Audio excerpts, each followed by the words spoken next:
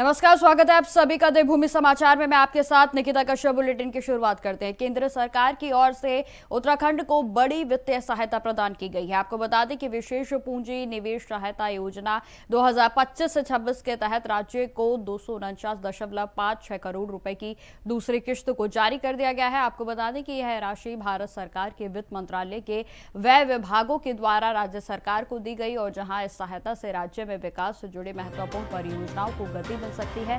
तो वहीं मुख्यमंत्री पुष्कर सिंह धामी का कहना है कि पीएम मोदी के नेतृत्व में केंद्र सरकार उत्तराखंड को हर क्षेत्र में निरंतर सहयोग दे रही है। उन्होंने यह भी बताया कि राज्य सरकार के द्वारा बनाई जा रही योजनाओं के लिए समय पर धनराशि उपलब्ध कराई जा रही है।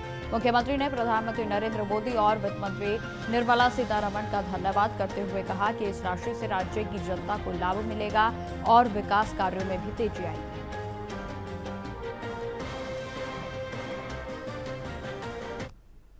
भारत की सरकार आदरणीय प्रधानमंत्री जी के नेतृत्व में हमको हर सेक्टर में लगातार मदद कर रही है। जो भी हम योजनाएं बना रहे हैं उन सब योजनाओं पर हमको धनराशि मिल रही है। कल भी हमको लगभग 250 करोड़ रुपए की धनराशि शासकीय कार्यों के लिए, विशेष सहायता के लिए भारत सरकार ने प्रदान की है। मैं आदरणीय प्रधानमंत्री जी का और आदरणीय वित्त मंत्री जी का उत्तराखंड की देवतुल्य जनता की ओर से। उत्तराखंड विधानसभा अध्यक्ष ऋतु खंडूरी भूषण ने नई दिल्ली में गृह मंत्री अमित शाह से शिष्टाचार की भेंट की। आपको बता दें कि इस अवसर पर उन्होंने यूनेस्को की मान्यता के प्राप्त रामायण लोक नाट्य का आधारित पुस्तक गृह मंत्री को भेंट किया और जहां उत्तराखंड की सांस्कृतिक विरासत पर भी चर्चा की गई। तो वहीं आपको जानकारी देते चले कि गृह मंत्री अमित शाह ने उत्तराखंड की सांस्कृतिक धरोहर के संरक्षण और विकास में सहयोग का आश्वासन दिया।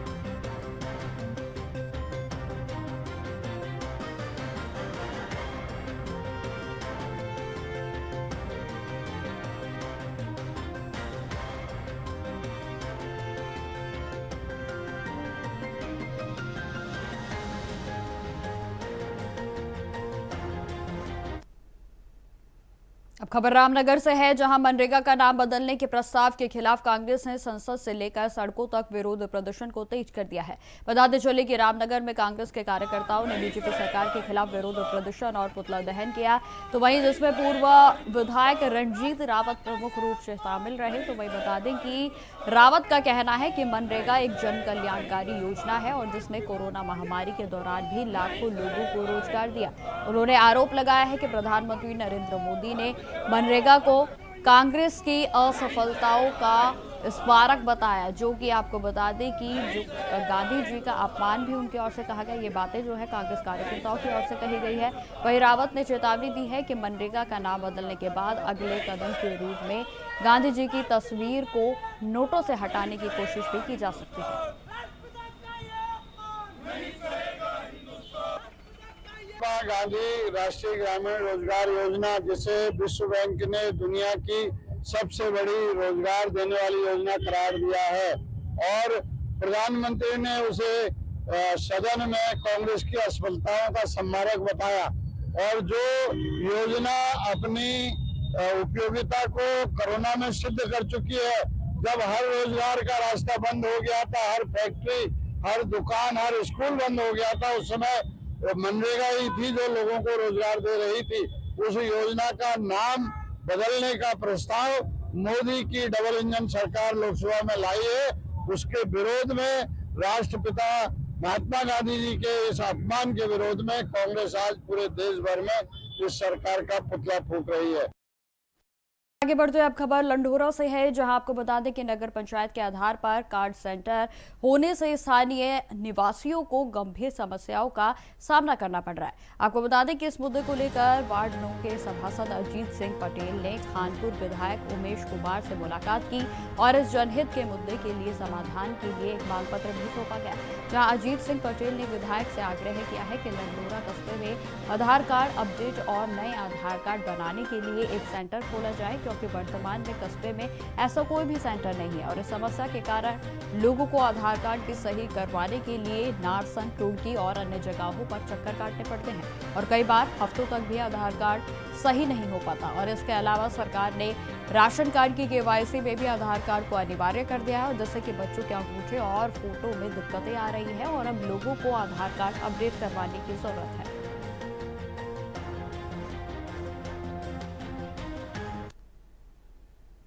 आज माननीय विधायक जी से जो है उनके आवास पर, लक्सर आवास पर जो उनसे मुलाकात की। मुलाकात के दौरान मैंने अपनी लेटर पैड पर उनको जो है अपने क्षेत्र में, कस्बे में जो है समस्या हो रही है, महिलाओं को, बच्चों को, बुजुर्गों का आधार कार्ड अपडेट करवाने की, नए आधार कार्ड की बहुत ज़्यादा समस्या बन रही कस्बे में। 22,000 के लगभग की आबादी है लगभग लंडौरा की। लंडौरा में जो है सभी को परेशानियों का सामना करना पड़ रहा है। 2-3 दिन आगे भी उनके भीड़ में लगना पड़ रहा है, तब भी उनके काम नहीं हो पा रहे। तो मैंने उस चीज़ को लेकर विधायक जी को आज ज्ञापन दिया है। ज्ञापन में उन्होंने जो है मुझे आश्वासन दिया है कि मैं जल्दी इस पर कार्रवाई करता हूँ, जल्दी आपके यहाँ पे जो है सेंटर लगवाने की काम करता हूँ कि मैंने उसमें, क्योंकि उसमें बहुत ज़्यादा समस्या हो रही है। तो और क्या आश्वासन आप? और जो है मैंने अपने कस्बे के जो है अपने वार्ड के जो 2-3 मुख्य कार्य दिए, उनको भी मुझे विधायक जी ने आश्वासन दिया कि हाँ भाई जल्द से जल्द जो मैं इस कार्य को पूरा करने का काम करूँगा। मैंने भी उनका दिल की गहराई से, हृदय से आभार व्यक्त किया विधायक जी का। तो उन्होंने सहमति जताई मेरे कार्य पर। हाँ, आपका ठीक काम। अब खबर रानीखेत से है, जहां आपको बता दें कि सेना के निवास सिंह हॉल में छावनी परिषद के द्वारा 99वें रक्षा संपदा दिवस बड़े ही धूमधाम के साथ मनाया गया, जहां कार्यक्रम का शुभारंभ क्षेत्रीय विधायक डॉक्टर प्रमोद नेनवाल ने किया। तो वहीं आपको बताते चले कि आरसी के कर्नल मोहन वर्मा, छावनी परिषद के अधिशासी अधिकारी कुणाल रोहिला और अन्य अधिकारियों ने दीप प्रज्वलित कर कार्यक्रम का शुभारंभ किया। इस अवसर पर स्कूली बच्चों ने अतिथियों के स्वागत में गीत प्रस्तुत किए, जो कि दर्शकों के दिल को छू गए। तो वहीं विभिन्न क्षेत्रों में उत्कृष्ट कार्य करने वाले वरिष्ठजनों, कैंट के कर्मचारियों, खेलों में अव्वल प्रदर्शन करने वालों को भी सम्मानित किया गया, जहां कार्यक्रम में स्थानीय नागरिक, जनप्रतिनिधि और छावनी परिषद के अधिकारी व कर्मचारी भी मौजूद रहे। तो वहीं बताते चले कि कैंट के सीईओ कुणाल रोहिला ने सभी का आभार भी व्यक्त किया।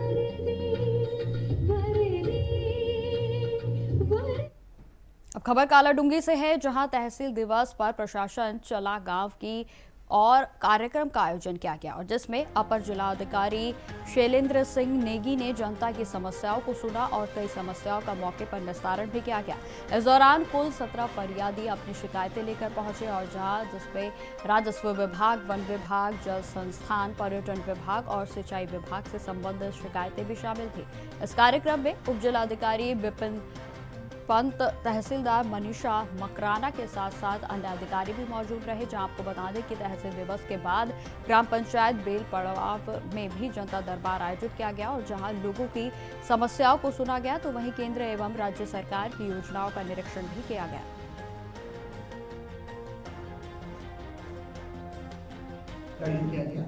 और जिलाधिकारी महोदय द्वारा एक रोस्टर जो है जबरदस्त तैयार किया गया है, और जिसके क्रम में आज जो है यहाँ पर मेरी अध्यक्षता में एडीएम पित्तौराज सोम है नैनीताल जिले में, मेरी अध्यक्षता में यहाँ पर जो है तहसील दिवस का आयोजन किया गया, और 18 शिकायतें यहाँ पर आज प्राप्त हुई हैं।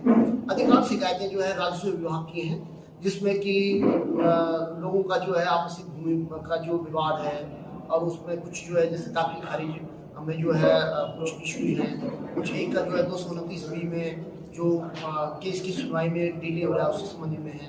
इस तरीके की शिकायतें आई हैं, और कुछ जो है अन्य विभागों की शिकायतें जैसे PWD रामनगर की हैं, वन विभाग से संबंधित शिकायतें आई हैं, जिनमें लोगों ने बंदरों का आतंक होना या कुछ जो है सौर ऊर्जा की डिमांड करना, जहाँ वन्य जीवों का प्रवाह है उन क्षेत्रों में, इस तरीके से मांग की है।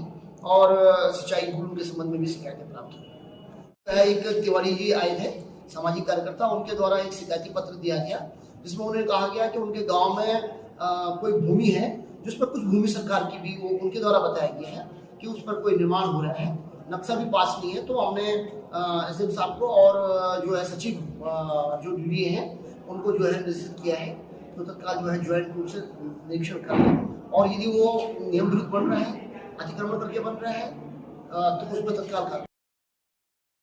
आगे बढ़ते हैं, अब खबर रुड़की से है, जहां माधोपुर हजरतपुर गांव के पिछले कई वर्षों से विवाद चल रहे। आपको बता दें कि राशन कोटे के विवाद अब शायद समाधान की उम्मीद जताई जा रही है, जहां तहसीलदार विकास अवस्थी के नेतृत्व में खाद्य आपूर्ति विभाग के अधिकारियों ने पंचायत घर में दोनों पक्षों के लोगों के बयानों को दर्ज किया, और जहां ग्रामीणों का कहना है कि पिछले 40 सालों से जो कोटा एक व्यक्ति के पास था उसे के परिजनों को दिया जाए, और क्योंकि इस दौरान उन पर भी कोई आरोप नहीं लगा, वे नियमित रूप से राशन वितरण करते रहे हैं।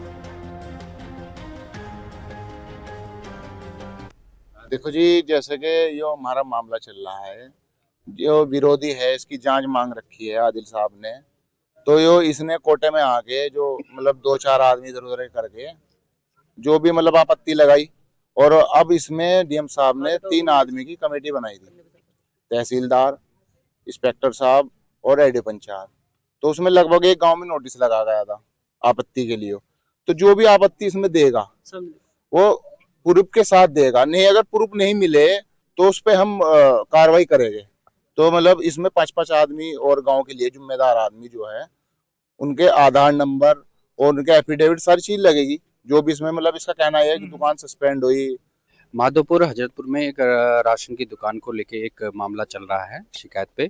तो उसमें जो पूर्व के राशन डीलर हैं उनकी ख्याति के संबंध में हमें जांच करने का वो आदेश मिला है। तो उनकी जांच के संबंध में आज यहाँ पे आए हैं। तो हम कुछ मौजूद लोग हैं उनके यहाँ पे बयान अंकित करेंगे और उसके अनुसार जो रिपोर्ट है हम आगे उसको फॉरवर्ड कर देंगे। टीम इसमें तहसीलदार की अध्यक्षता में जो क्षेत्रीय खाद्य अधिकारी हैं, ये एडीओ पंचायत हैं, लोगों की एक टीम। सर कितने लोगों के बयान लिए? तो हम तो अभी जो एक हम सोचेंगे कि जितने लोग बयान देना चाहें, कोई स्वेच्छा से देना चाहे तो वो दे सकता है बयान। खबरों में आगे बढ़ते हैं। अब खबर देहरादून से है, जहां उत्तराखंड हाईकोर्ट ने बिना नोटिस दिया अतिक्रमण हटाने को लेकर मुख्य सचिव को तलब किया। आपको बता दें कि इस संदर्भ में ही बीजेपी के प्रदेश प्रवक्ता मथुरा दत्त जोशी का कहना है कि यह सरकार की जिम्मेदारी है कि हाईकोर्ट के निर्देशों का पालन किया जाए और यह सरकार की प्राथमिकता भी है।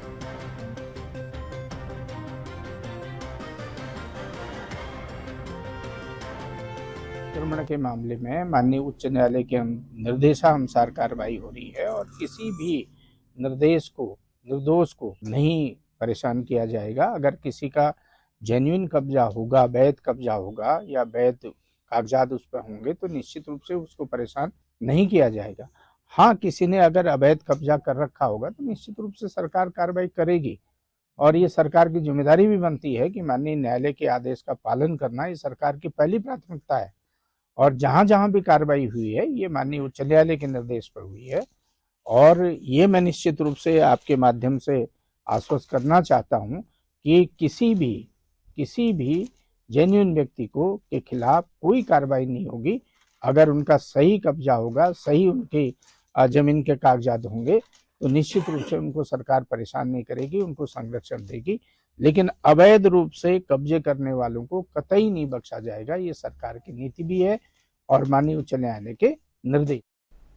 खबरों में आगे बढ़ते हैं। उत्तराखंड के मुख्यमंत्री पुष्कर सिंह धामी के निर्देश पर जनता की समस्याओं के समाधान के लिए ब्लॉक स्तर पर शिविर लगाए जा रहे हैं, जहां आपको बता दें कि इसकी शुरुआत हरिद्वार जनपद से हुई और जहां जिलाधिकारी मयूर दीक्षित, रानीपुर के विधायक आदित्य चौहान और उप जिलाधिकारी सहित करीब 25 विभागों के अधिकारी मौजूद रहे। जहां जिलाधिकारी ने बताया कि जन जन की सरकार जनता के द्वार कार्यक्रम के तहत जनपद की 46 न्याय पंचायतों में शिविर आयोजित किए जाएंगे और जहां आपको बता दें कि 3 स्थानों पर शिविर भी लगाए गए और जहां स्थानीय जनप्रतिनिधियों की भी सहभागिता रही। तो वहीं शिविरों में इंटरनेट और प्रिंटर जैसी सुविधाएं उपलब्ध कराई गई ताकि प्रमाण पत्र, आवेदन पत्र, आधार कार्ड और अन्य समस्याओं का मौके पर ही निस्तारण हो सके। जनपद में जन जन की सरकार जन जन के द्वार कार्यक्रम शुरुआत की जा रही है और आज 17वीं नवंबर को आप देख सकते हैं कि यहाँ पे बाजरा ब्लॉक में ये कार्यक्रम शुरू किया जा रहा है, जिसमें कि करीबन 25 डिपार्टमेंट यहाँ पर उपस्थित हैं और वो उनके द्वारा जो स्थानीय समस्या है उसको लेकर यहाँ पर विभिन्न स्टॉल्स आदि लगाई गई हैं, टेबल्स लगाई गई हैं, जिसमें कि उनके विभागीय अधिकारी, फील्ड लेवल के कर्मचारी मौजूद हैं, साथ ही स्थानीय जनप्रतिनिधिगण और साथ ही यहाँ की स्थानीय जनता। जो न्याय पंचायत द्वारा हमने कैंप आयोजित कर रहे हैं वो भी यहाँ पर मौजूद है और ये काफी दिन तक चलेगा कैंप। और जो मौसम अभी कोहरे का है, लेकिन जैसे जैसे दिन और बढ़ेगा हम और भी यहाँ पे अधिकारियों की प्रेजेंस और इसको सुनिश्चित करेंगे कि शाम तक जितनी भी समस्या हमारे को प्राप्त होती है सभी का समय पर निस्तारण किया जाए और मौके पर ही लोगों को लाभ दिया जाए। जैसे किसी की पेंशन रुकी हुई हो, किसी की कोई प्रमाण पत्र बनना हो या और भी कोई कार्य होने, तो सभी लोग यहाँ पर कार्य कर सकते हैं। यहाँ पर इंटरनेट आदि की सुविधा, प्रिंटर आदि की सुविधा मौजूद है ताकि किसी को कोई फॉर्म आदि भरना हो तो यहाँ पर ही मौके पर ही भरा जा सकता है। और ये शिविर हमारे 30 जनवरी तक रहेंगे। सभी 46 न्याय पंचायतों में चलाए जाएंगे ये कैंप्स। आज 3 जगह हमारे जनपद में कैंप्स लग रहे हैं और आने वाले समय में जैसे जैसे और कैंप्स लगेंगे हमारी कोशिश ये है कि सभी जगह सैचुरेशन करा जाए, कोई भी लाभान्वित। खबरें लगातार जारी रहेंगी, फिलहाल रुकते छोटे से ब्रेक के लिए।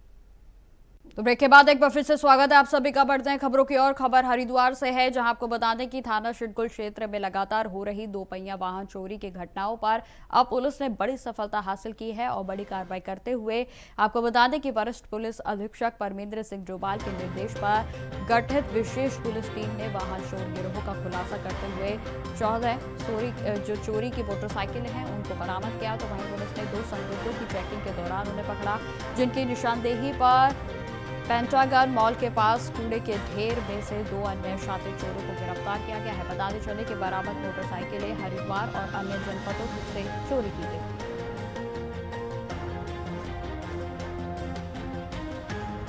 जो पिछले कुछ समय से लगातार संज्ञान में आ रहे थे और पुलिस ने तत्काल इसमें अभियोग भी पंजीकृत कर रहे थे, पर कोई एक महत्वपूर्ण सफलता इस संबंध में नहीं मिली थी। इसको ध्यान में रखते हुए सीओ सदर, एसपी सिटी और हमारे एसओ सिडकुल की जो टीम है जो इस काम में लगी थी, इसके खुलासे में लगी थी, एक महत्वपूर्ण सफलता इनके हाथ लगी थी, जिसमें कल एक वाहन चेकिंग के दौरान 2 व्यक्ति जो अभियुक्त हैं वो पकड़े गए थे, जो अवैध जो मोटरसाइकिल।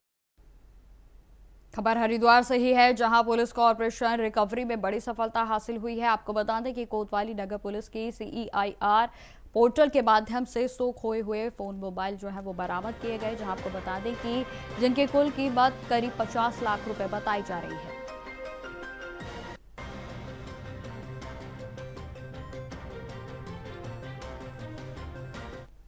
अब खबर हल्द्वानी से है, जहां तहसील क्षेत्र के स्थायी निवास और जाति प्रमाण पत्रों की जांच अब तेज कर दी गई है। पिछले 5 वर्षों में जारी किए गए प्रमाण पत्रों की गहन जांच के दौरान अब तक 79 प्रमाण पत्रों को निरस्त कर दिया गया है। और क्योंकि आपको बता दें कि जांच समिति ने इन्हें अपूर्ण और संदिग्ध पाया गया और इसमें बड़ी संख्या में निवास प्रमाण पत्रों के अलावा कुछ जातीय प्रमाण पत्र भी शामिल हैं।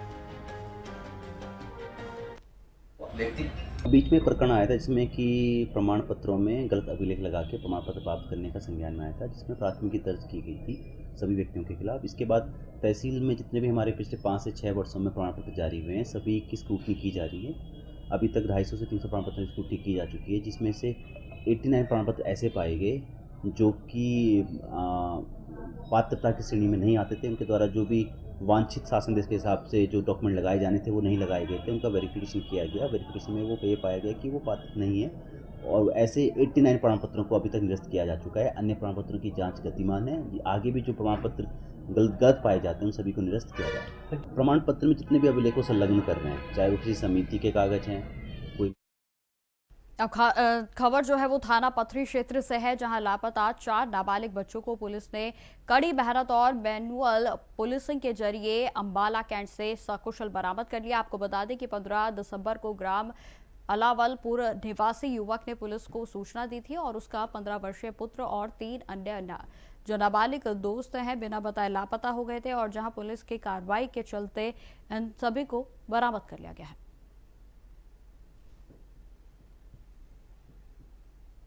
एक कंप्लेन थाना झबरेड़ा को मिली है, एसओ से मेरी इसमें वार्ता हुई थी। तो मामले में कुछ चीजें ऐसी हैं जो क्लियर करना जरूरी है, तो उसमें एसओ उसमें प्रॉपर उसकी इंक्वायरी कर रहे हैं। तो जो फैक्ट आएंगे उसके हिसाब से आगे कार्रवाई की जाएगी। नहीं, वही मैंने आपको बताया कि चीजें अभी उसमें काफी कुछ फैक्ट क्लियर होने जरूरी है। सीओ साहब जो है उनके भी संज्ञान में मैंने दोनों को बोला एक बार सारी चीजें क्लियर। खबर हरिद्वार से है, जहां आपको बता दें कि एसएसपी परमेंद्र डोभाल के निर्देश पर एसपी सिटी अभय कुमार ने बहादुराबाद थाना क्षेत्र का वार्षिक निरीक्षण किया, जहां निरीक्षण के दौरान उन्होंने कार्यालय परिसर की सफाई, भवन की स्थिति, मेंटेनेंस और अभिलेखों की भी जांच की। तो वहीं आपको बता दें कि एसपी सिटी ने अभिलेखों को नियमित रूप से अपडेट करने के निर्देश दिए।